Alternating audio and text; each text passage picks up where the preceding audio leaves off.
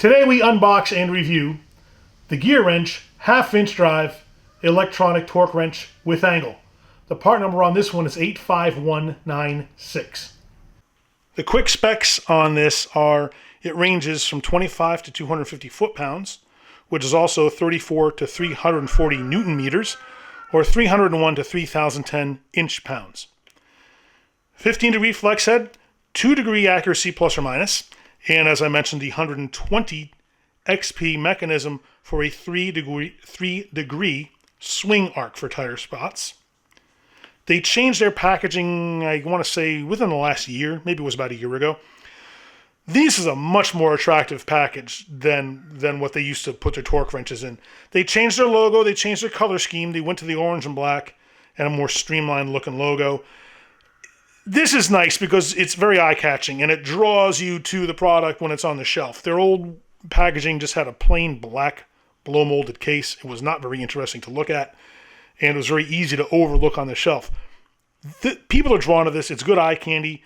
They'll open it up. They'll ask questions about it. It's a really good way to gauge interest in the product, and then, of course, sales follow immediately after. And the pricing is really good on these. So this one's retailing right now for $350 on the truck. If you want to buy it on our online store, it's even less than that. And that is, I mean, at least half the price of the Snap-on ones.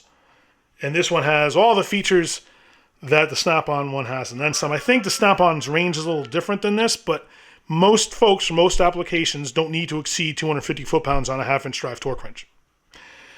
Remove the cardboard sleeve, and the case opens with these latches. Inside is the certificate of calibration.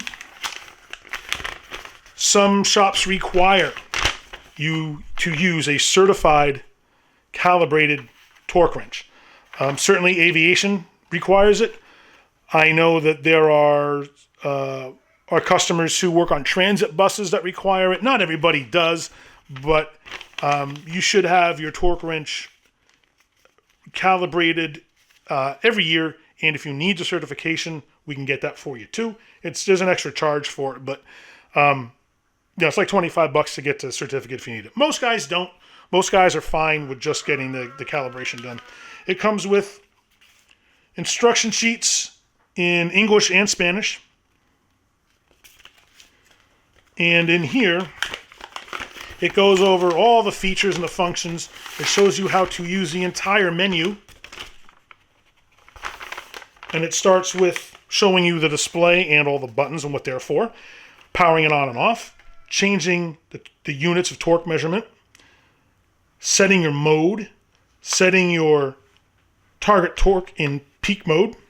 Setting your angle. How to change your target torque alert and target angle alert. How to use preset torque values, how to change your preset torque values, how to set your torque with angle, goes over the low battery warning, how to change the batteries, obviously goes over your maximum capacity extended warning, how to apply torque, which is nice. Don't only use this in a way it's intended. Some guys really beat up on the torque wrenches. These are precision built instruments and need to be treated as such.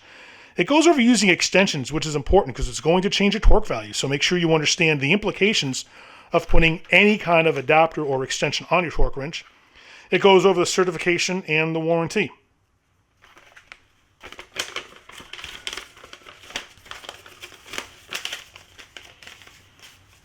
There is also a desiccant pack to mitigate moisture. Don't eat this. It says so right on it, which leads me to believe that at one point, somebody ate a desiccant pack, which is why they have to label it not to eat it. Seriously, do you need to be told not to eat this? If you need to be told not to eat a desiccant pack, oh, God help you. All right, so this guy, you unscrew the end cap to insert the batteries. This does not come with the AA batteries it requires. I will provide those to you free of charge if you purchase one. There's actually room in the case to store the batteries. I recommend that when you put it away, take the batteries out in case they leak. that ounce of prevention is worth a ton of cure. When you make contact with the batteries, the display blinks briefly. To turn it on, press and hold the C button, and it comes up to your inch-pound mode. You can change modes using the M button. You can change values using the up and down arrows. You can set values using the set button. You can change your units. Let me get out of here.